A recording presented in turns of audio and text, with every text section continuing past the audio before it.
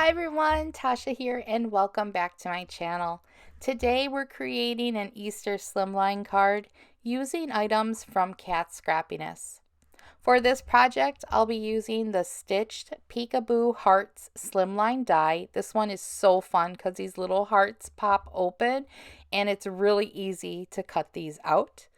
I'll also be using a piece of pattern paper from the Easter on Parade Slimline paper pad, and this one is my favorite because it has all the fun Easter greetings. And I'll be using white, pink, purple glitter, and lavender cardstock. To embellish a little bit more, I'll be using two dies from the Kat Scrappiness Layering Nested Heart die set.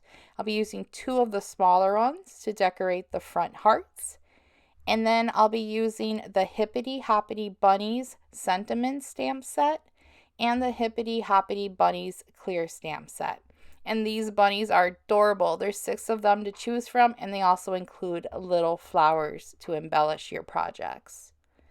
To begin, I'm going to start by die cutting the large slimline panel. I'm going to cut this one off camera, but basically you just run this through once on your die cutting machine and it'll have all of those little hearts that'll pop open. I also cut a piece of white cardstock down to size, exactly the same size as that die, so then this will be behind the pattern paper and we'll be stamping directly onto the white cardstock. Once it was done running through the die cutting machine, all of these little hearts pop open, and do you see how it matches perfectly with that white paper we cut? And then we're going to pull all of these little hearts open and use a pencil to outline the hearts. This way you can do your stamping and coloring and not have to worry about getting ink on your pretty pattern paper. So you just want to lightly trace around those hearts, and then you can take it over to the Misty tool or your stamping area and start your stamping and coloring. I decided to go with 2 little bunnies for my project. They're also cute, so it was really hard to pick one, but I selected 2 of them and centered them onto the top and bottom heart. I'm going to put the greeting right in the center. I just thought it looked good that way, where you have 2 of the bunnies and then the center greeting. I'm going to position that greeting right in that center heart, and then I'm going to stamp everything with black hybrid ink. Black hybrid ink is great for these type of projects since once they dry, you can color with your Copic or alcohol markers and you don't have to worry about anything smearing. So I stamped the images and that greeting several times just to make sure it was nice and dark. Do you see how cute that looks? You don't have to worry about anything outside of those hearts that you traced, and you don't have to worry about lining anything up because everything will fit perfectly. It's so easy to do, and I love doing these type of projects this way. Once everything was stamped and I gave it just a moment to dry, I went in and started coloring. I'm going to color both my bunnies the same color. I'm using a cool gray marker. I started with the lightest shade and then I went in with a little bit of a darker shade to add more detail. You can color these bunnies any color you want to. They would also look cute if you wanted to color them with some pastel colors or mix up the colors. But for this project, I'm coloring both of them gray and adding the pops of color to the flowers, the egg, and the little bow. The colors I'm using for the little accessories coordinate with the colors that was in the Easter pattern paper. I wanted everything to kind of coordinate together, so I'm using these spring and Easter tones. I colored her little bow blue and added the same blue or the teal color to the Easter egg. To add some color to the background, I went in with a lighter shade of blue ink. I did go over it several times before I completed my project just to make sure it was nice and dark, but I liked having some color in the background. And I just went over both of those areas. I kind of stayed within the lines, but again, you don't have to worry too much because that top layer will cover everything up. To add a little more detail to the project, I went in with a white gel pen, added little dots to the cheeks, and added some little dots to the flowers and the egg. I also wanted her bow to have polka dots, so I just used my gel pen to draw on my own. It's fun kind of customizing your projects, and using a white gel pen makes it really easy to add these little details.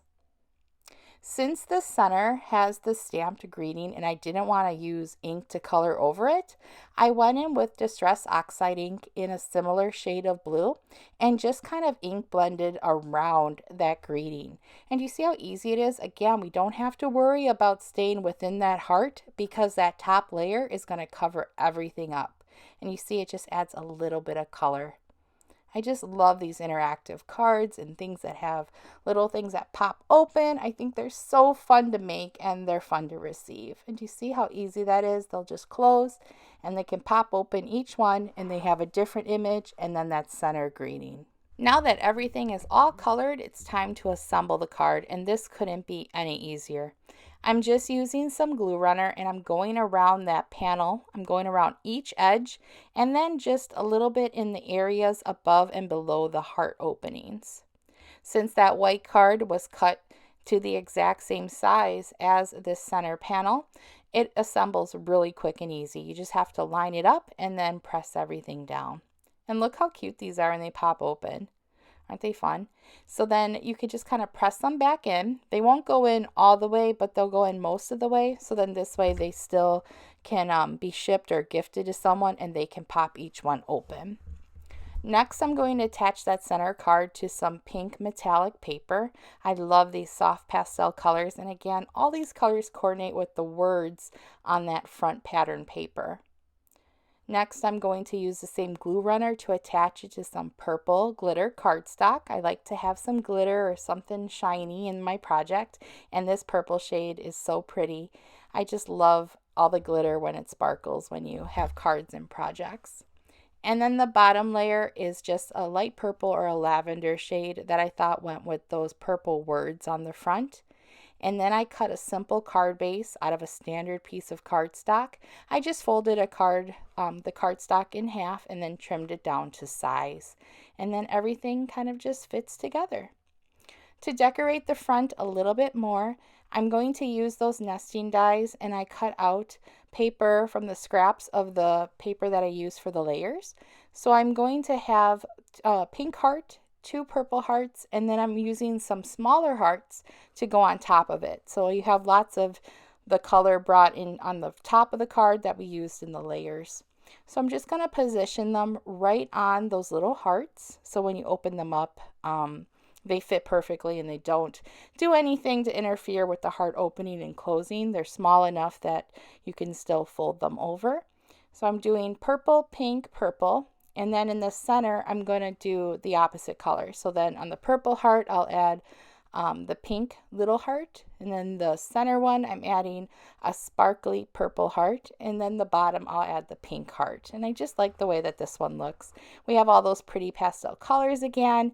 And I thought it added a little more detail to the front because you couldn't really add a sentiment. You could add a character somewhere, but you want to make sure there's enough room for those little peekaboo hearts to open and close without anything being in the way. So I thought this was just a fun way to embellish a little bit more, but still have those hearts open and close easily.